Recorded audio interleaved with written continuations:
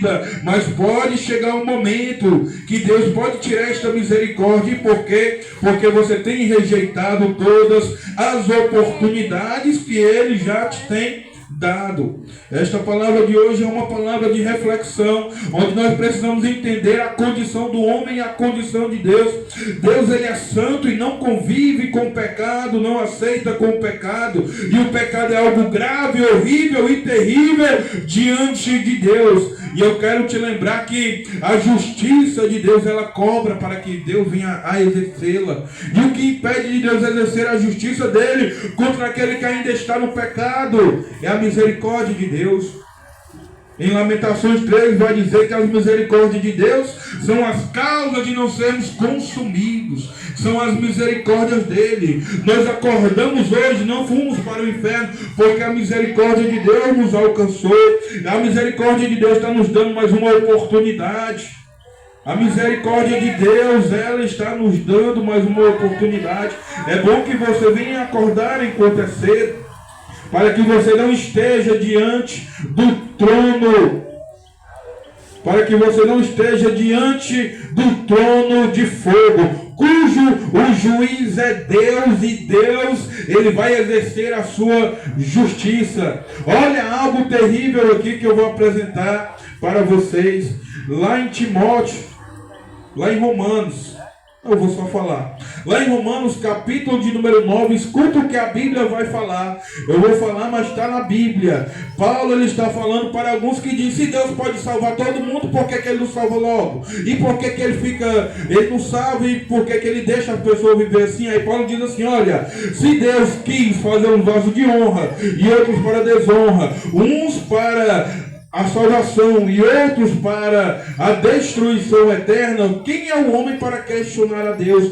Vocês são um caco entre outros cacos, não são nada. Porém, se alguém não quer ser vaso de desonra, vaso da ira de Deus, se santifique para que seja vaso de honra e possa estar em pé diante do Deus Todo-Poderoso. Perceba que o que Paulo ele está querendo nos dizer é que aquele que deseja e persiste em viver longe de Deus, ele vive predestinado à perdição eterna, ao sofrimento eterno, ao tormento eterno, ao lago de fogo eterno. Então é algo terrível e horrível que espera aquele que não quer Deus. É algo terrível, é horrível, que se nós verdadeiramente botássemos na nossa consciência a ira futura, o furor de Deus contra o pecador, nós estaríamos, irmãos, orando dia e noite. Porque a Bíblia vai dizer, olha o que a Bíblia diz. A Bíblia vai dizer que assim como Nabucodonosor, naquele grande dia, ele pegou Sadraque, Mesaque e Abednego, e para mostrar a sua ira, ele mandou aquecer a fornalha mais 4 vezes para lançar eles, porque ele quis mostrar o seu poder. A Bíblia diz, Paulo diz, e se Deus querendo mostrar o seu poder para todos, todo ser celestial, angelical, na vida daqueles que o rejeitaram e se tornaram inimigo dele, o que o homem vai falar com isso? Porque isso está escrito, e Deus irá fazer. Assim como a ira de Nabucodonosor mandou aquecer 4 vezes a fornalha, assim também a ira de Deus pelos que rejeitaram tamanha salvação, a ponto de Deus enviar o seu Filho unigênito para morrer por nós, e nós o rejeitemos. Naquele dia, Deus também irá demonstrar sua ira nos filhos da desobediência. É algo terrível que eu estou falando aqui, mas é algo que irá acontecer. Deus, ele diz, olha, aquele que hoje zomba de Deus, naquele dia o Senhor se rirá deles. Hoje você pode viver do seu jeito, acreditando que tudo vai dar certo sem Deus, mas naquele dia você precisará de Deus e Ele não vai mais te atender. Ele vai mostrar para você quantas vezes Ele tentou falar contigo, quantas vezes Ele mostrou que o Filho dele morreu para que você não fosse para aquele lugar, e quantas vezes você rejeitou, e Ele dirá, você não é digno de perdão, você é digno da condenação eterna. Apartai de mim, vós que amais a iniquidade, para o fogo eterno, preparado para Satanás e os seus anjos. Essa é a condição do homem que vive longe de Deus e vive no pecado. Ele está destinado ao inferno. E nada ele pode fazer por isso. Nada o homem pode fazer para fugir de Deus, para sair de Deus. É por isso que a Bíblia diz que naquele dia todo joelho se dobrará diante de Deus e terá que confessar que Jesus Cristo é o Senhor. Hoje você vive como se ele não existisse, mas naquele dia você terá que se prostrar e reconhecer quem ele é. E o que ele fez por nós. Qual coisa maravilhosa. Nós não podíamos fazer. Aí Deus foi lá e fez. E o que é isso? É a graça. Então aqui se revela e se manifesta o trono da graça. Hebreus capítulo 4. Quem quiser acompanhar, vamos estudar a Bíblia aqui um pouquinho. Hebreus capítulo de número 4. Quem for mais ligeiro aí diz para ler, viu? Vai ser eu mesmo. Vou ler aqui. Hebreus 4, 16. Amém? Portanto, aproximemo-nos do trono da graça, com confiança, a fim de recebermos misericórdia e encontrarmos graça para ajuda em momento oportuno.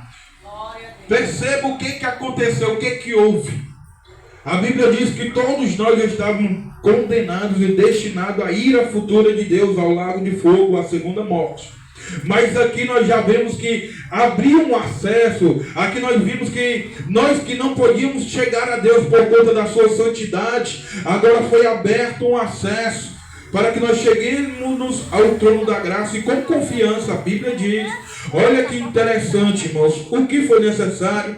A Bíblia diz que nós devemos entrar na presença de Deus pelo vivo e novo caminho que foi aberto, a saber, Cristo Jesus, o nosso Senhor. Nós que não podíamos mais fazer nada, nós pecadores destinados à miséria eterna, e Deus em sua santidade, um grande abismo adiante de nós que nos impedia de alcançar tamanha salvação. Mas veio Cristo Jesus, o nosso Senhor, o qual a Bíblia diz que mesmo sendo sem pecado, ele se fez pecado por nós. Naquela cruz do Calvário, a ira de Deus, que era destinada a mim e a você, a ira de Deus, ela caiu sobre um justo, sobre um santo, sobre o Filho de Deus. Aleluia. Jesus Cristo, nosso Senhor, Ele é o motivo da graça. É ali que a graça, ela se revela em sua plenitude total, nos dando esta liberdade de chegarmos até a Deus e alcançar tamanha salvação a qual não tínhamos, estava fechado. O que tínhamos era ira, era furor, e Deus ele se achava obrigado em usar a justiça dele sobre nós. Mas vindo Jesus, Ele tomou sobre si os nossos pecados, Ele tomou sobre si a nossa culpa, Ele tomou sobre si as nossas enfermidades, Ele levou sobre Ele naquela cruz. Ele disse, o castigo que nos trouxe a paz estava sobre Ele. Quais são os privilégios daquele que recebe e aceita a graça de Deus? A salvação, a transformação da natureza pecaminosa, a santidade que o Senhor nos dá mediante a justiça de Jesus. O homem por si só nunca que ele conseguiria satisfazer a santidade de Deus, mas mediante a justiça de Cristo, a santidade de Cristo, o homem pode ser justificado, e sendo justificado mediante Cristo na cruz, o homem se torna santo diante de Deus. Glória a Deus, aleluia.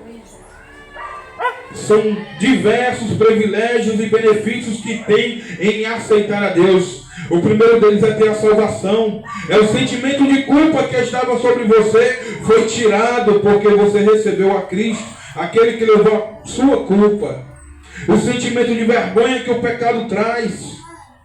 Todas estas mazelas do pecado, elas são tiradas da vida daqueles que recebem a graça de Deus. Aleluia. O maior benefício de receber a graça É ter o nome escrito no livro da vida. No tribunal do trono branco, nós vemos em Daniel e vemos em Apocalipse que foram abertos livros. Que livros são esses? São os livros que revelam a nossa vida longe de Deus. Você sabia que aqueles livros que foram abertos são os livros que revelam a vida daquele que anda longe de Deus, que nada oculto que não esteja lá, todas as coisas estão escritas neste livro e serão reveladas a cada um de nós? Sabe quem vai escapar de ter todas essas coisas lançadas em rosto? Somente aqueles que aceitaram a Jesus. Porque aqueles que aceitaram a Jesus, a Bíblia diz que tiveram seus pecados perdoados e o livro da culpa foi lançado no mar do esquecimento. E agora ele tem o privilégio de comparecer perante Deus, não como réu, não como alguém que irá ser condenado ou julgado por Deus, mas tem o privilégio de ser recebido por Deus agora como filho amado. Como isso é lindo, irmãos. Se você pode glorificar a Deus por esta palavra, glorifique, porque nós não merecíamos, mas a graça de Deus nos dá o privilégio de sairmos da condição de condenados e nos tornarmos filhos de Deus, amados de Deus. Isso é algo maravilhoso, e ter o nome escrito no livro da vida. O que acontece com todo aquele que não tem o nome escrito no livro da vida? Algo horrível. A Bíblia diz que será lançado no lago de fogo. Perceba uma coisa comigo. Quando a Bíblia fala em Apocalipse 21 que Satanás foi lançado no lago de fogo, junto com o falso profeta e a besta, a Bíblia diz que é a segunda morte. E quando Deus lança o homem no lago de fogo, Deus diz que é a segunda morte. Perceba que a mesma condenação horrível que Satanás irá receber, o homem também irá receber. Por quê? Porque é o mesmo pecado. O pecado de Satanás é a rebeldia. E o pecado do homem que não quer saber de Deus, prefere viver da sua própria maneira, é a rebeldia. O pecado ele traz algo tão grave na vida do homem que em Romanos capítulo de número 8, a Bíblia diz que até a terra, ela não nos aceita aqui sobre ela voluntariamente. Ela nos aceita porque Deus a sujeitou para que ela nos receba aqui, mesmo nós sendo pecadores. Mas toda a criação de Deus, ela foi criada com um propósito. E o homem, ele desvia o verdadeiro propósito da criação de Deus. Toda a criação de Deus, ela foi feita com um propósito para que o homem pudesse olhar, contemplar e glorificar a Deus por ela. E o que é que o homem faz com a criação de Deus? O homem destrói a criação de Deus. O pecado corrompe a terra e a torna a terra maldita. É isso que o pecado faz. Você vê que quando Adão peca no Éden, Deus olha para Adão e diz: a terra será maldita por tua causa. Essa é a condição do homem no pecado. Até a terra se torna maldita por causa dele. Irmãos, eu digo que é algo terrível perder a vida sem ter Deus. É algo horrível. Você pode viver no mundo aí fora do seu jeito, curtindo, achando que está feliz, bebendo, fazendo o que for, mas no dia que você tiver que estar diante do trono de fogo e o semblante de Deus não for de amoroso, for de severo, e você não puder alcançar mais misericórdia, o que você irá fazer? Imagina uma pessoa que morreu hoje, foi para o inferno e já está com mais de 20 anos no inferno, acreditando, ele querendo uma esperança de um dia sair dali, e no dia que Deus chamar os mortos para ressuscitarem, ele ainda se apresentar de Deus já na condição de culpado, de condenado, porque não quis Deus, e no lugar de sair do inferno para um lugar melhor, irá sair do inferno para ser lançado no lago de fogo e enxofre. Olha como é terrível. Reflita a respeito do motivo. Eu quero que você hoje compreenda a gravidade que o pecado ele traz para a tua vida terrena e eterna. Porque eu digo, irmãos, que Jesus Cristo, ele desceu do céu, se fez homem, se tornou maldito na cruz, não foi por qualquer coisa, foi por algo sério, foi por algo grave, que se nós não atentarmos para tamanha salvação, veja o que diz em Hebreus capítulo de número 10, olha só. Não, tem pressa não, você tem 9 horas. Vamos ler aqui, vamos estudar a Bíblia. Hebreus 10, quem está achando aí? Hebreus 10 já. Então já terminamos, falta só o tempo da vida. É 9 horas, né? Não, tem hora de decência. Hoje vai ser até 10 horas. Pode vir 50, né? De casa, né?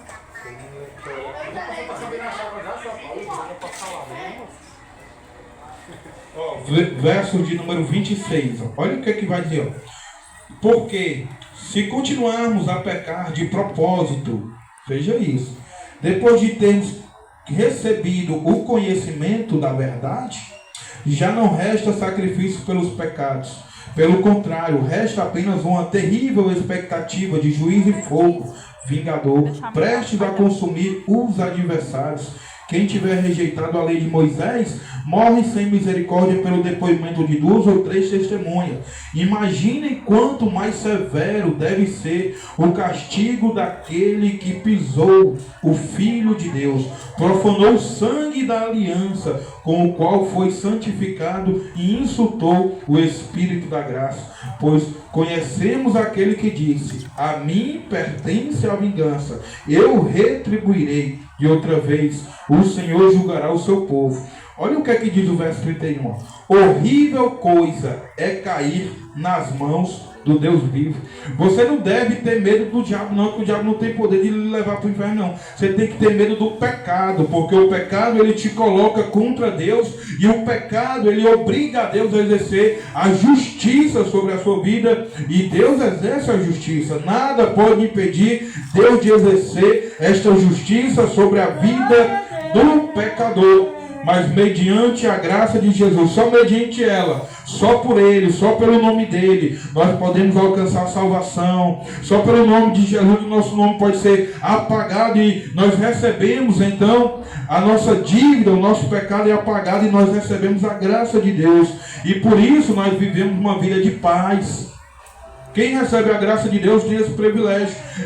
Vive uma vida de paz, vive uma vida de harmonia, vive uma vida de alegria, uma vida de boa consciência, porque sabe que está bem com Deus, acreditou no sacrifício de Jesus e não tem uma culpa mais sobre ele. Então é maravilhoso servir a Jesus Cristo. Mas vamos agora para o último trono, o trono da vida, né? Glória a Deus. Quero dizer, meus irmãos, que eu não estudei essa palavra não. É só Deus que está mandando, viu? Falta só um. Trono da vida. Capítulo de número 22 de quê? De Apocalipse. Quem vai ler? Me acompanha aí. Quem for ler. Cadê a irmã Aldinha que não leu uma Bíblia? Apocalipse, capítulo de número 22. Hoje aqui eu trouxe mais um estudo do que uma pregação do Evangelho, né? Diz assim: então o anjo me mostrou o rio da água da vida. Amém? Amém, meus irmãos aí? Então o anjo me mostrou o rio da água da vida, brilhante como cristal, que sai do trono de Deus e do Cordeiro. No meio da praça da cidade, de um e de outro lado do rio, está a árvore da vida, que produz 12 frutos, dando o seu fruto de mês em mês. E as folhas da árvore são para a cura dos povos. Nunca mais haverá qualquer maldição. Nela estará o trono de Deus e do Cordeiro. Os seus servos o adorarão, contemplarão a sua face, e na sua testa terão gravado o nome dele.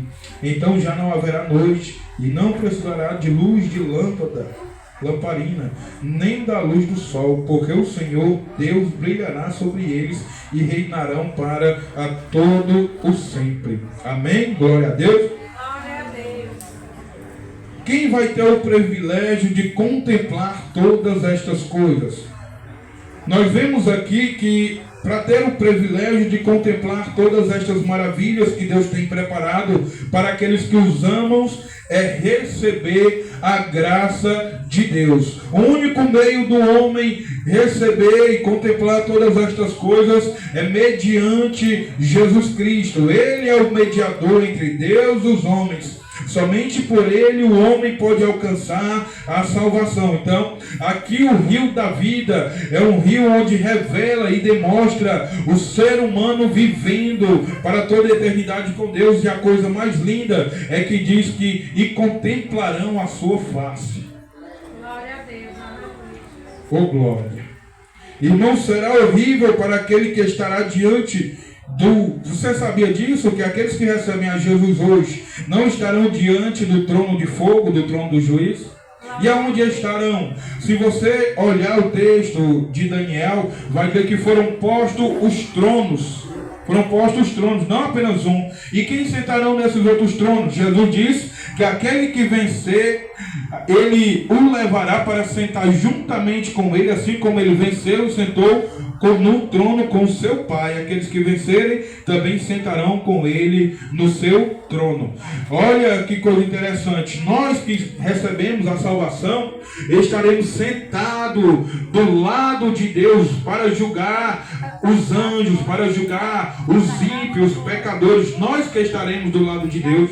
Paulo escrevendo aos Coríntios, Paulo diz assim: olha, não há no meio de vós nenhum que possa julgar as pequenas causas. Será que vocês não sabem que nós iremos julgar os anjos e o mundo?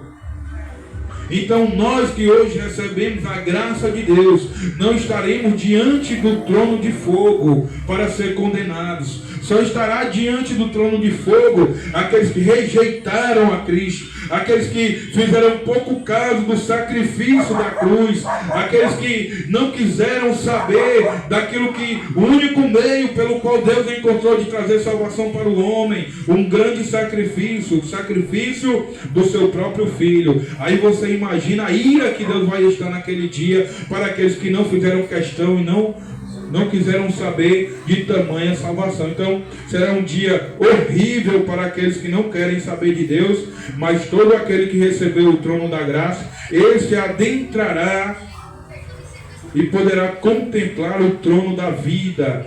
Do trono da vida sai o rio da vida, oh glória, do trono de Deus. Irmãos, isso é algo extraordinário e maravilhoso. É uma riqueza que valor nenhum, dinheiro nenhum, nada deste mundo pode se comparar. O homem vive preso a desejos momentâneos, desejos que muitas das vezes só fazem lhe aprisionar, muitas das vezes só fazem lhe destruir, muitas das vezes não tem benefício algum, e por fim o levará à morte, ainda a morte eterna, a segunda morte.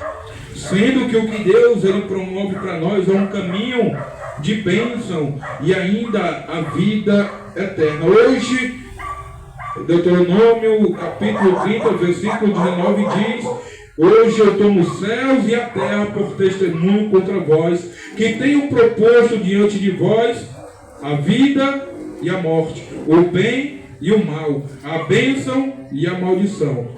E aqui eu agradeço a minha oportunidade. Vamos bater palma para o Senhor, glorificar o nome dele e vamos nos colocar de pé para junto nós podermos orar, né? É muito bom a gente ouvir uma palavra de